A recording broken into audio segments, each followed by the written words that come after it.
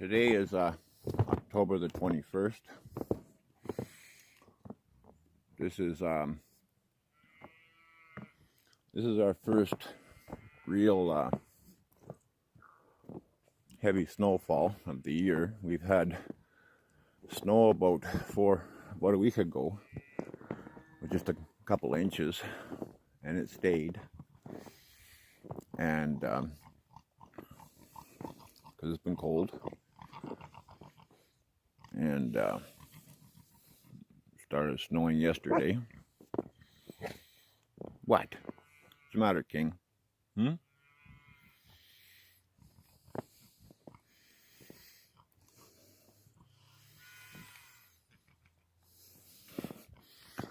This is the garbage firewood I had to get because there's a shortage of birch firewood and black ash, because since COVID started, the paper mill's taking all birch and black ash in their chips, whereas for all years before, they wouldn't allow more than 10% birch and black ash chips in their pulpwood. And so the firewood processors in town here, or out in the country, can't even get maybe a transport load of tree length a month. So I'm not sure what we're going to do for firewood, because that's all I heat with is firewood. And I had to buy this crap at the same price. It's punky poplar. And very hard to get. Very hard to get anything out of it. What's the matter, guys? Come on.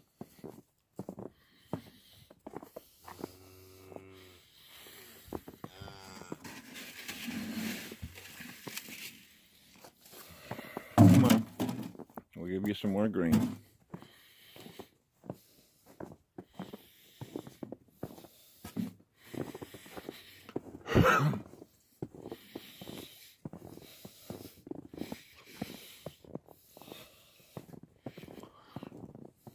Just to quiet these guys down.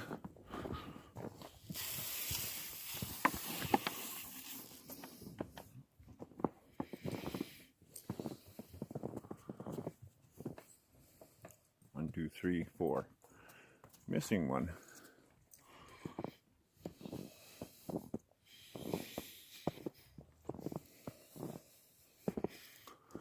Yeah.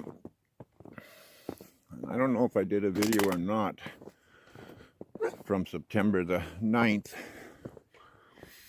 with the guy across the road who we've had so much trouble with. Come on, King. Come on.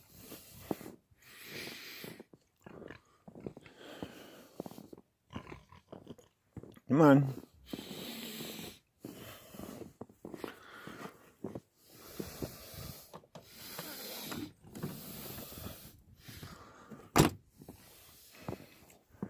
A friend of mine was leaving here on his bicycle,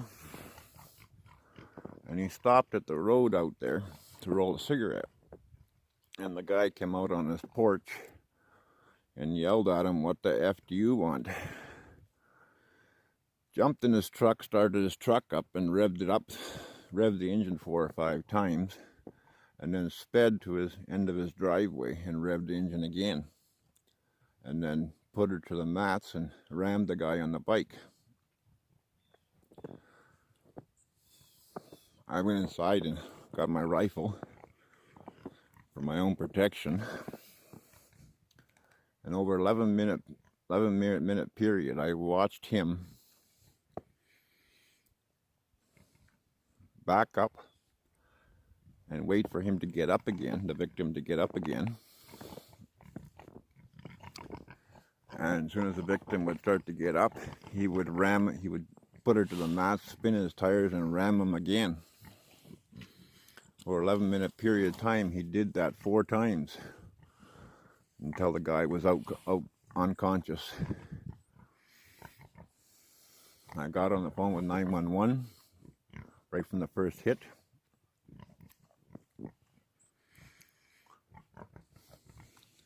After the fourth hit, the victim laid on the road. I watched with binoculars, and I had my rifle on him 6 times over the 11 minutes. But I kept thinking that if I stop this guy, it'll be me in prison, not him. The way our system is here in Canada. So all we can do is watch someone kill somebody. He was arrested later that afternoon. Oh, let me back up. He left the scene, and I started walking down the road with my rifle, because I was years with the first response team out here, so I have all the medical training and stuff. So I needed to get to him, and I had 911 on the phone, and they were asking me, you know, if he's breathing, and I said, I don't know, I can't tell from where I am. I'm 800 feet back, because it's 800 feet from that pole to the road. And so I started walking. When he left the first time, I started walking down my driveway. I get about halfway down, and I hear his truck coming up the hill, so I duck into my fence line, and I watch him. He pulls in his yard in front of his camper there. He jumps out of the truck and he runs to his garage. A few minutes later, he walks back to his truck, drives right around the whole house, comes back out to the driveway, and starts heading out his driveway. And I thought, you bugger, you turn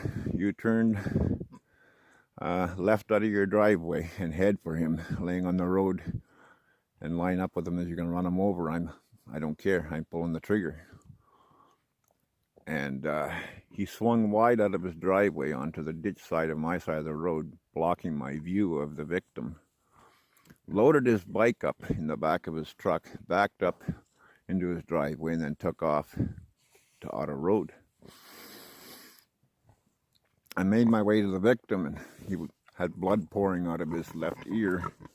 And I knew right away that he had a cranial fracture. And I couldn't get a pulse on him. A friend of mine showed up as I was making my way to him, and she Shelly, you've met her in the past videos, and she showed up as I was making my way down there, and she asked me if, you know, is all of you passed out on the road there? And I says, no. I says, Doug ran him over 4 times. And make a long story short, he had no pulse and stuff, and I finally got a pulse out of him. It took 45 minutes for the ambulance to get here. I requested air ambulance to land in that field out there, but they said, no, we've dispatched ground. It was 48 minutes later before the OPP showed up. And they had the whole road blocked off till 11 o'clock at night. They didn't allow anybody in or out of the road. And then they had a police car, OPP, staked out in front of his driveway while they waited for a warrant to go on his property to take measurements of his tracks, his spinning tracks in his driveway, and the tracks around his house and stuff. They had an officer staked there till 10 o'clock the next morning when the crime scene investigators got back to do their work in his yard once they had the warrant. And he's been in jail ever since, until day before yesterday. He was in court. He's been charged with attempted murder and dangerous driving. And he doesn't have a driver's license. He should have been charged with driving without a license, and probably no insurance on the truck either. They impounded his truck that night when they arrested him. But he's got 2 other beater trucks there that aren't licensed. And one of them is a snowplow truck that he hits my cows in the ass with when he cuts the fence, and chases my cows out of the pasture out front there, like he has done many times. And this past spring took me 3 days to get the cows home from 7 miles away. Anyway, he goes to court day before yesterday, and he gets out on a $3,000 bail, no deposit, with conditions not to have contact with me or the victim. Well, the victim still lays in hospital,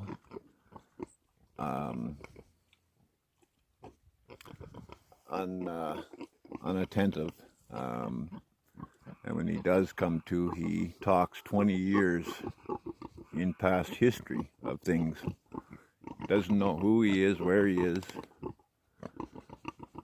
nothing. And he's out free. This morning, I get a text message that my cows are up out of the road that way at the fire hall. So I come out here and I call them, and I didn't see the calves around anywhere. But as soon as I started calling, the calves stood up down there in the spruce trees, down at the bottom. They had bedded down there, and they all came running up. And I kept calling, and I could hear in the distance over in the distance bellowing at me. So I kept calling because I know they'll come, because when I call, they come for their grain. And they took them an hour to get back here. But they kept bawling back to me as I kept calling over and over. Then they went through the neighbor's yard here. You can see that mobile home. And they came through the bush right there, but they couldn't get into the yard because there's electric fence along there. So what I had to do was lure them down the driveway towards the road and call them down there so they would walk along the fence line between the fence and the bush, and then come out at my gate posts. So I went in the house, and for my protection I grabbed my rifle because I knew I was going to be out at the road. And he's ordered not to have any weapons, but I know he's got a handgun. I've seen him walk across the yard with it. Now, whether it's a pistol or whether it's a pellet gun, I don't know. And so feared for my life, and I have to go down to the road down there and stand there and call them to get them to walk down the fence line. I get down to my gate post there where I have a wire that crosses the driveway so the cattle can't go out, because I let them into this area in the fall time to feed. Grass grows here in this field right here in front.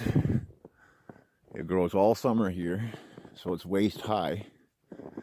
And then I turn the cows loose into the whole yard here, and they mow all the grass down right down to my gate wire. My gate wire's cut at the opposite end of the handle. There's no tracks, because no human tracks, no cow tracks, because it snowed so heavy overnight. So, and that's what he does all the time, is he cuts my fence. Normally he cuts the fence down there by the corner post, closer to the road. But I assume they were probably standing on the driveway grazing after dark, and he came in and cut the wire and chased them out the driveway. That's my guess that happened, because the wire was cleanly cut by a pair of side cutters. It did not break. It was cleanly cut. So that was, when you cut it with side cutters, it goes to like a point, the center of the wire.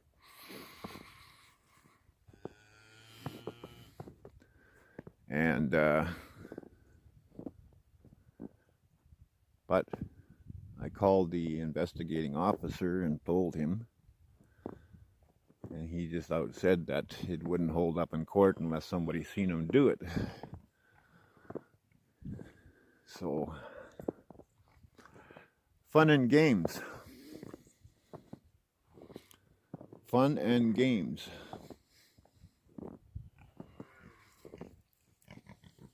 Right now it's 36 degrees out. It's supposed to go up to about 38 later today. It's 1 o'clock now and it's 36 degrees. So if it does make 38, it won't last long because it's supposed to drop down again and get more snow tonight. It's actually still snowing right now, lightly. And it's supposed to be more snow tonight. And I can see the other steers and the heifers are down there in the spruce trees. I don't know if you can see that one black spot there. I don't know if you can see that one black spot right. Right, let's see if I can zoom in here. Right dead ahead there. There's a black spot there. That's one of the heifers standing there.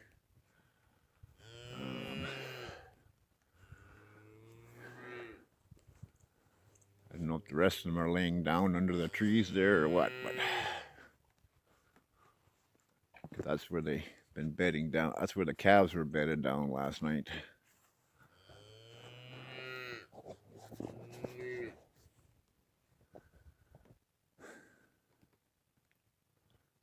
See, there's still lots of grass there, but the 6 inches of snow has covered it up. But you can see they've been rooting around in the grass.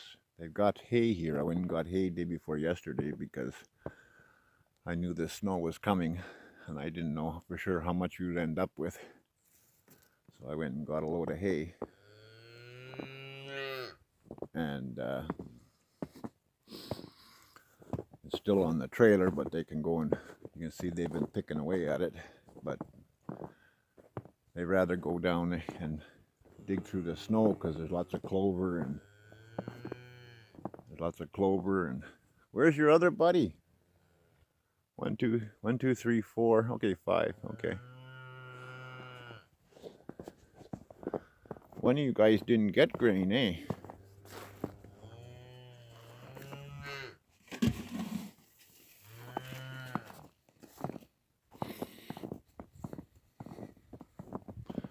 How come you guys are still bawling, eh?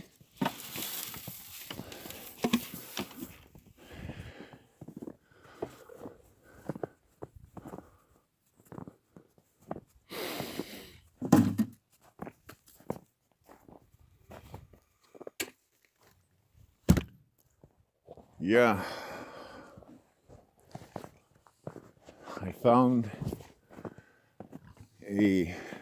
been trying to get a new rad for my truck since last winter, and I haven't been able to get one for it, but a friend of mine had a year older truck, a year newer truck than mine, and I went and looked at it and it's identical rad.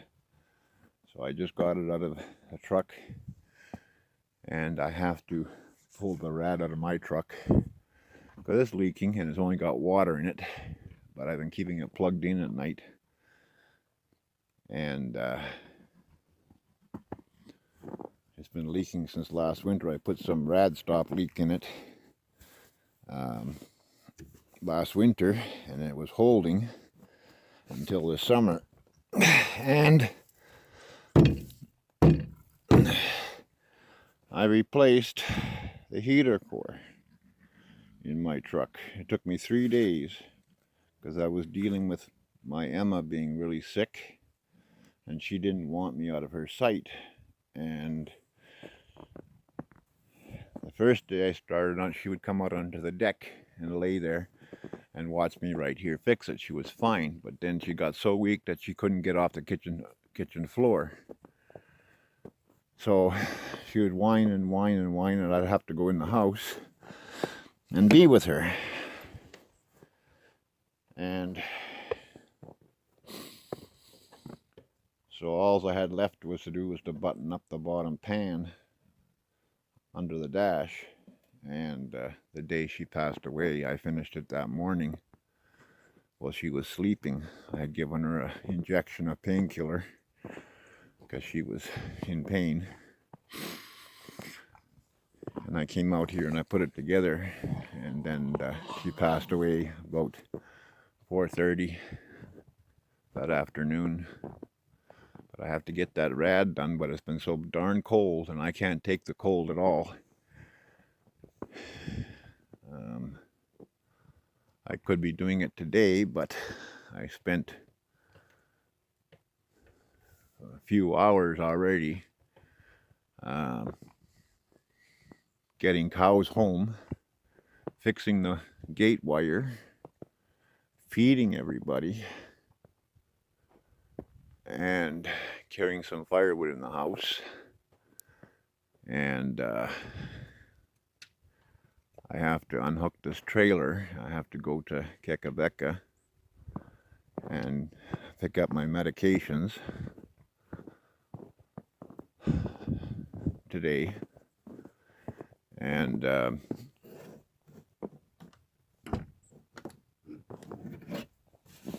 so this is the victim's dog. I should mention, in case anybody asks where this dog came from. This is the victim's dog. The police were going to take him to the shelter the day it happened, and I said, "Oh no, you're not." And I've been looking after the dog ever since. He knows me because he's been here many times. And this victim was here helping me try to stop some of the drafts in the broken floors, and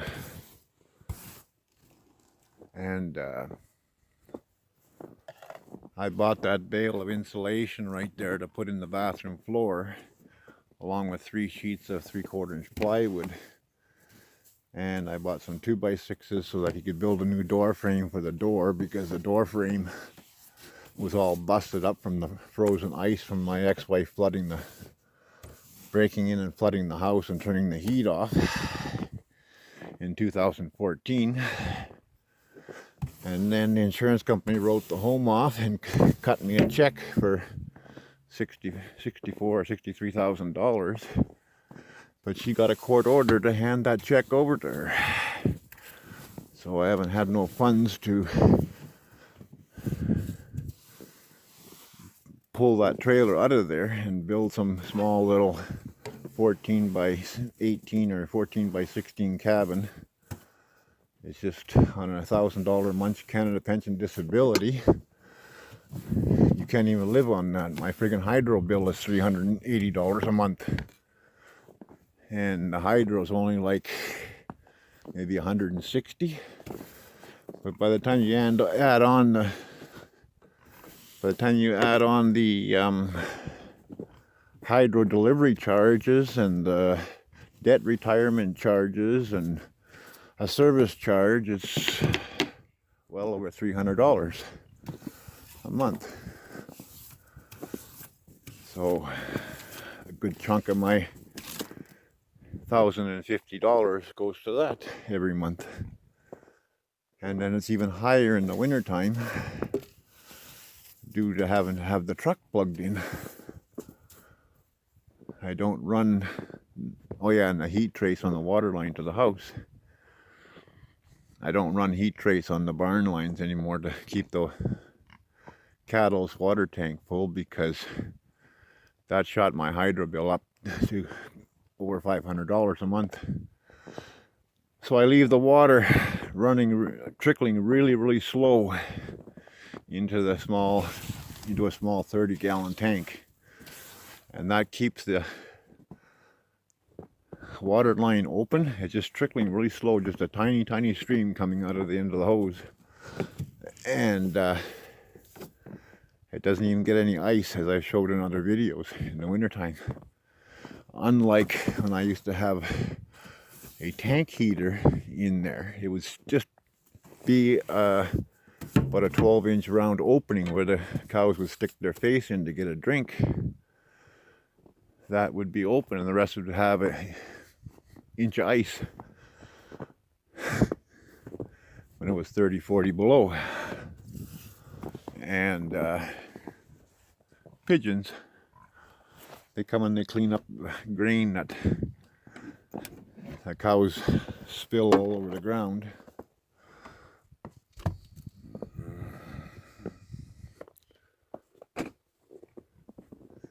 And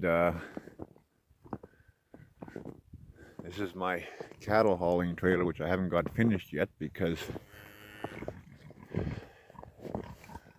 I'm a welder by trade, but it takes every strength I have just to come out and do an hour or so work with it, and I break out in that sweat. So my heifers never did get moved to that farm to get bred. So I'm feeding 2 open heifers that'll be 2 years old in March. And they should have been bred in August so that they calf in late May. Preferably June, actually, because it'd be warmer. But because early May, we still have 25 below in the first couple of weeks of May. Oops.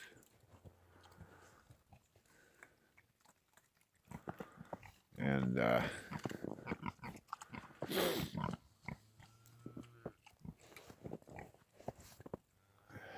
you see the snow is melting. I see it's dripping a bit off the trailer there.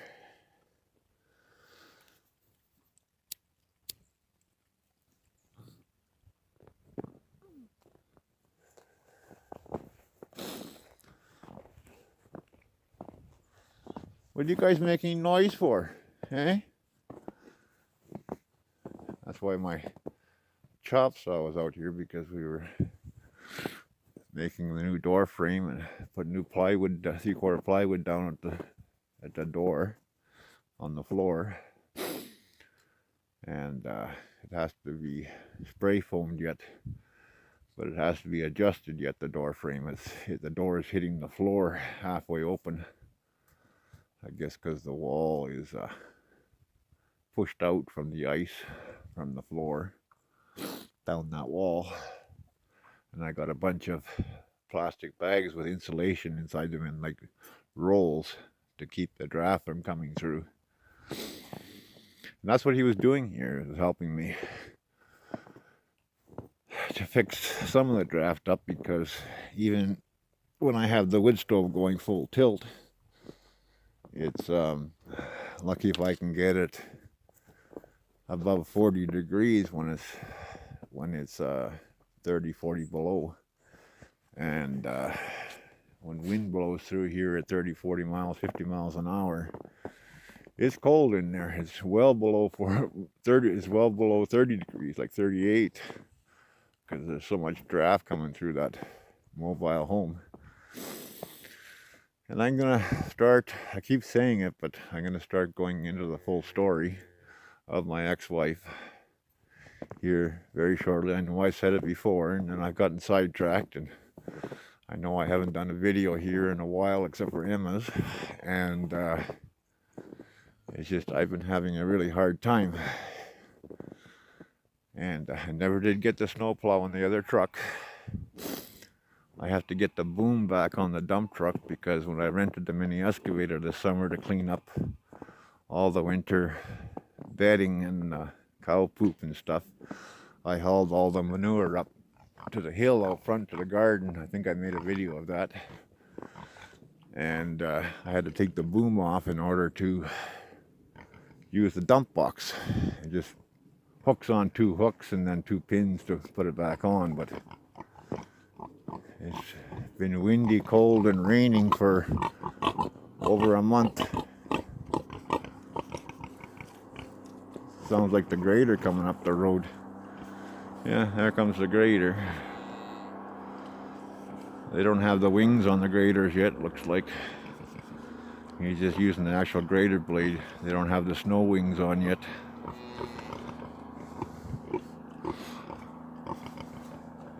What's the matter, girls? Yeah, this winter the girls will stay here for the winter. I'm not going to put them in the barn. They totally destroyed the barn last winter. And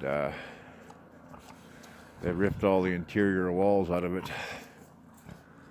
And now it's just an insulation they ripped out, the vapor barrier. And now the only thing holding from them going through is the half-inch chipboard on the outside. So they're not going back in the barn because I never got the walls fixed, and they would just tear them apart again anyway. So they're going to spend the winter here, and he'll spend the winter there. And as they always have, they've always spent the winter outside here in the past until I got the boar. They all just hunker down in the snow, and when we get a heavy snow and I look outside here, I come outside here in the morning, all of a sudden you see a snowbank moving. And out they come steaming. So I guess we're at 30 minutes, and it's enough story time for now, and an update on everything. So again, if you can help it out at all, please check the description below.